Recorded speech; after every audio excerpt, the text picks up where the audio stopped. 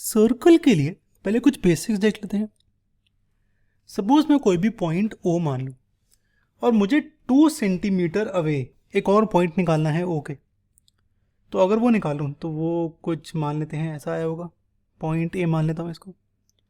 ऐसे सपोज में ये तो एक ही पॉइंट हुआ, पर मुझे सारे पॉइंट्स निकालने हैं जो कि ओ से 2 सेंटीमीटर अवे हों। तो सपोज कोई और पॉइंट निकालो तो वो कुछ ऐसा आता है, ऐसे कोई और निकालो वो कुछ ऐसा, कोई और निकालो ऐसा, एंड सो ऑन। अब ये जो मैंने पॉइंट्स निकाले, अगर इन सबको ज्वाइन कर दूं मैं तो ये जो गोला मेरा बन के आया है ये होगा सर्कल। ठीक है, तो लिख लेते हैं इसको। तो ये पॉइंट हो, इससे सपोज ए डिस्टेंस है मेरा, पॉइंट ए 2 सेंटीमीटर अवे है, तो अगर ज्वाइन कर दूं मैं तो ये बन जाता है सर्कल। अब इस सर्कल में ये होता है सेंटर, और ये जो ब्लैक वाला है ये मेरा सर्कल है। रेडियस जो होता है सेंटर से distance from any point of the circle, ये होगा मेरा रेडियस।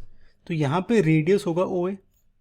ऐसे ही कोई भी पॉइंट ले लो सर्कल के ऊपर, उसका डिस्टेंस सेंटर से वो होगा मेरा रेडियस। तो ऐसे सपोज पॉइंट एक्स ले लूँ तो ओ एक्स मेरा ये भी रेडियस होगा। चलो रेडियस तो आ गया मेरा, इसके बाद क्या करें? इसके बाद मैं सपोज पॉइंट बी मान लेता हूँ मेरे सर्कल में, और एक कोई और लाइन है जो कि सिर्फ पॉइंट बी को टच करके चली जाती है। तो वो लाइन कुछ ऐसी होगी जो सर्कल को एक ही पॉइंट पे टच करे, वो लाइन। तो जो सर्कल को एक ही पॉइंट पे टच करती है वो होता है हमारा टेंजेंट। तो ये होगा मेरा टेंजेंट। ठीक है, उससे पहले आपको पता लाइन और लाइन सेगमेंट में क्या फ़र्क है? लाइन जो होती है वो कंटिन्यू होती जाती है, तो ये ऐसे कंटिन्यू होती जाएगी, जितने मर्जी चली जाए कोई दिक्कत नहीं। पर लाइन सेगमेंट के 2 एंड पॉइंट्स होते हैं, यहाँ से यहाँ तक ही होगा, पर लाइन कभी ख़त्म नहीं होती, वो जाती जाएगी जाती जाएगी जाती जाएगी, सो ऑन। ठीक है, ओके। तो ये हो गया मेरा टेंजेंट। टेंजेंट मार्क करने के लिए मैं एक और पॉइंट लेता हूँ इस लाइन में, सपोज पॉइंट सी। तो बी सी हो जाएगा मेरा टेंजेंट। तो लाइन बी सी मेरी टेंजेंट हो गई। चलो टेंजेंट आ गया, तो ये लाइन सर्कल को एक पॉइंट पे टच करती है। वो लाइंस जो कि 2 पॉइंट पे टच करती है, सपोज पॉइंट डी और पॉइंट ई पे टच कर रही हो लाइन, तो इस लाइन को कहते हैं हम सीकेंट, SECANT। ये हो गया मेरा सीकेंट। सीकेंट होगा लाइन DE, और जो कॉर्ड होती है मेरी वो होता है सर्कल के किसी भी 2 पॉइंट्स को अगर टच कर दूं यानी ज्वाइन कर दूं तो वो मेरा लाइन सेगमेंट होती है। तो अगर डी और ई को ज्वाइन कर दूं मैं, सपोज ये ऑरेंज लाइन से, तो DE ये होगी मेरी कॉर्ड। ठीक है, तो मेरा कॉर्ड होगा लाइन सेगमेंट क्योंकि वो एंड हो रहा है, और सीकेंट होगी मेरी लाइन जो कि कंटिन्यू हो जा रही। ठीक है, तो सीकेंट से ही मेरा कॉर्ड बनता है। Alright, okay. अब मैं एक काम करता हूँ, मैं यहाँ पे अगर सपोज पॉइंट डी को ज्वाइन कर दूँ, अब मैंने यहाँ पे कहा कि कोई भी 2 पॉइंट सर्कल के ज्वाइन कर दूँ तो मेरा सीकेंट बन जाता है। ऐसे ही अगर मैं जो 2 पॉइंट ज्वाइन करने हैं उसको पास करूँ मेरा सेंटर ऑफ सर्कल से यानी ओ से, तो मेरा DF ऐसी लाइन होगी जो कि सेंटर ऑफ सर्कल से पास कर रही है। तो DF मेरा एक तो कॉर्ड होगा, ठीक है, जो कि 2 पॉइंट्स, क्योंकि 2 पॉइंट्स सर्कल में उसको ज्वाइन करा मैंने, तो DF मेरी कॉर्ड है और वो पास करती है थ्रू सेंटर O। अब क्योंकि ये सेंटर से पास करती है तो ये होगा मेरा डायमीटर। डायमीटर का मतलब क्या होता है? डायमीटर एक्चुअली होता है ट्वाइस ऑफ रेडियस। आप नोटिस करो, सेंटर O से D ये डिस्टेंस है मेरा रेडियस, ऐसे ही सेंटर O से F ये डिस्टेंस है मेरा रेडियस। तो डायमीटर क्या हुआ? Twice into radius. ठीक है, तो ऐसे आते हैं मेरी ये सारी चीज़ें। इसके बाद हम देखते हैं आर्क, सेक्टर और सेगमेंट क्या होता है। आर्क के लिए हम सर्कल की कोई भी 2 पॉइंट लेते हैं और उसको ज्वाइन करता हूँ along the circle. For example ऐसे, ये जो पर्पल लाइन है वैसे, तो ये हो जाती है मेरी आर्क। अब आप नोटिस करो, इसको ज्वाइन करने के 2 तरीके हैं, एक तो D से E चले जाऊँ और एक है यहाँ से घूम के चले जाऊँ, लंबा वाला मेथड, एक शॉर्टकट एक लॉन्ग कट। तो जो शॉर्टकट होता है वो होता है मेरा माइनर आर्क, और जो लंबा वाला होता है मेरा ये वाला, इसे कहते हैं मेजर आर्क, क्योंकि ये बड़ी होती है तो मेजर और छोटी होती है तो माइनर। तो major arc, minor arc. Minor arc लिखने का तरीका होता है, तो क्योंकि दो एंड पॉइंट्स है मेरे डी ई, तो माइनर के लिए हम हमेशा ऐसे लिख देते हैं डी ई, जो भी दो पॉइंट्स हैं वो, और ऊपर से डंडी मार देते हैं। लेकिन जब भी मेजर लिखना होता है तो मैं कोई और एक पॉइंट बीच का जरूर जोड़ता हूँ, so that to make it easy. तो फॉर एग्जाम्पल यहाँ पिंक वाली में ये मेरी मेजर आर्क है, मेरे 3 पॉइंट्स हैं यहाँ पे एक्स, एफ और ए, तो मैं लिख सकता हूँ यहाँ पे डी एक्स ई एक आर्क, ऐसे लिख सकता हूँ D F E, similarly D A E. तो ये हो गए मेरे आर्क्स, और ये सारा तरीका है मेरा लिखने का मेजर आर्क को। तो मैंने इसको यहाँ पे डी ए ई लिख दिया, पर D X C D F E कुछ भी लिख सकते हैं। ओके, तो ये तो हो गए आर्क। अब बात करते हैं मेरा सेगमेंट क्या होता है। सेगमेंट के लिए ये जो आर्क है मेरी, इस पे मैं जो अपना कॉर्ड है उसको ज्वाइन करता हूँ, ठीक है। और जो मेरा शेडेड रीजन है, क्योंकि माइनर आर्क से बना है, तो ये होगा माइनर सेगमेंट। ये चीज़ का ध्यान रखना कि सेगमेंट में कॉर्ड यूज होती है, ठीक है। ऐसी मेजर क्या होगा, ये पिंक वाला रीजन, तो ये वाला, ये हो गया मेरा मेजर सेगमेंट, ठीक है। फिर सेक्टर क्या होता है, सेक्टर में पॉइंट को ज्वाइन करता हूँ सर्कल से, तो इसको यहाँ से, इसको यहाँ से, उसमें कॉर्ड नहीं होती। तो ये ऐसे, ये ग्रीन वाला रीजन होगा मेरा माइनर सेक्टर, ऐसे ही ये ऑरेंज वाला रीजन होगा मेरा मेजर सेक्टर। ये हो गए मेरे आर्क, सेक्टर और सेगमेंट। ऐसे ही थोड़े से कॉमन सेक्टर देख लेते हैं, जो कि हमें पता ही है। क्वाड्रेंट होता है मेरा 1/4 ऑफ सर्कल, तो ये मेरा क्वाड्रेंट है, ये 1/4 ऑफ सर्कल है, क्योंकि बाकी 3/4 है, 1/4 लग रहा है मुझे। ऐसी सेमी सर्कल होता है हाफ सर्कल, ठीक है, तो ये हाफ सर्कल है। ऐसी इतना पार्ट अगर मैं ज्वाइन कर दूं तो ये भी मेरा सेमी सर्कल होगा। ऑलराइट, तो ये हमारे सर्कल के बेसिक्स हो गए। इसके बाद इसकी प्रॉपर्टी यानी थ्योरम्स देखते हैं हम, सर्कल की थ्योरम्स। जो थ्योरम्स है हमारी, उसका प्रूफ मैंने डिस्क्रिप्शन बॉक्स में दिया हुआ है अलग अलग। यहाँ पे हम थ्योरम्स डिस्कस करते हैं एक एक करके कि मतलब क्या है उनका। पहली थ्योरम है equal chords subtend equal angle at centre. यानी अगर ये सर्कल है ए बी और सी डी, मेरी अगर दो इक्वल कॉर्ड्स हैं, तो एंगल एट सेंटर क्या हुआ इसका, तो ए बी का एंगल एट सेंटर हुआ, मैं इसको ज्वाइन कर दूं यहाँ से यहाँ तक, तो ये वाला एंगल। ऐसे ही यहाँ पे इसको ज्वाइन कर दूं तो ये वाला एंगल। तो ये दोनों एंगल्स मेरे इक्वल हैं, इसका ये मतलब है। लिख लेते हैं इसको, तो ये वाला पर्पल वाला और ये पर्पल वाला एंगल इक्वल है। तो if A B equal to C D, तो मेरे ये दो एंगल्स इक्वल हैं। और ये प्रूव कैसे होगा हमारा, ये प्रूव होगा CPCT से, ठीक है, करके देख लेना। कॉन्ग्रुएंसी नीचे डिस्क्रिप्शन बॉक्स में लिंक गिवन है। अगला है perpendicular from centre to the chord bisects the chord. For example ये सर्कल है, ये मेरी कॉर्ड है। अगर सर्कल से परपेंडिकुलर बनाऊं इस कॉर्ड की तरफ, तो बना लेते हैं। तो यहाँ पे पॉइंट M मान लेता हूँ।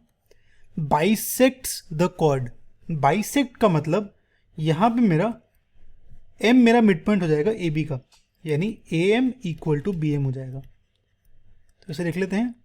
अच्छा, प्रूफ करने का तरीका है, प्रूफ करने के लिए दोनों लाइन ज्वाइन करता हूँ और अगेन कॉन्ग्रुएंट प्रूफ करके CPCT से हो जाएगा। तो if OM perpendicular to AB, तो AM इक्वल टू BM है। अगला है equal chords are equidistant from centre. For example मेरी AB और CD इक्वल कॉर्ड्स हैं, तो कॉर्ड का डिस्टेंस सेंटर से क्या होगा, परपेंडिकुलर डिस्टेंस। तो ये परपेंडिकुलर डिस्टेंस यहाँ पे और ये परपेंडिकुलर डिस्टेंस यहाँ पे। इक्वल कॉर्ड्स का मतलब इनकी लेंथ इक्वल है, ठीक है। तो ये परपेंडिकुलर डिस्टेंस, इसको M मान लेता हूँ, इसको N। तो इक्वल कॉर्ड्स का डिस्टेंस फ्रॉम सेंटर इक्वल होगा, यानी OM की वैल्यू ON की इक्वल होगी। ये है मेरी प्रॉपर्टी। लिख लेता हूँ, ये M ये N। तो if AB equal to CD, तो OM इक्वल टू ON है। इसको प्रूव करने के लिए मैं यहाँ पे OA और OC को ज्वाइन करूँगा और फिर इनको इन दोनों ट्राइंगल्स ये वाला और ये वाला इसको प्रूव करना कॉन्ग्रुएंट। इसके अगला है only one circle passes through एक ही बारी 3 नॉन कोलिनियर पॉइंट्स।